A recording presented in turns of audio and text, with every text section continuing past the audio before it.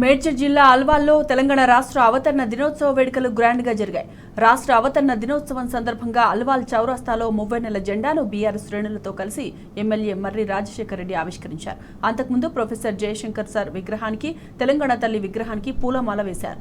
పోరాడి సాధించుకున్న తెలంగాణను కేసీఆర్ ఎంతో అభివృద్ధి చేశారని కొనియాడారు.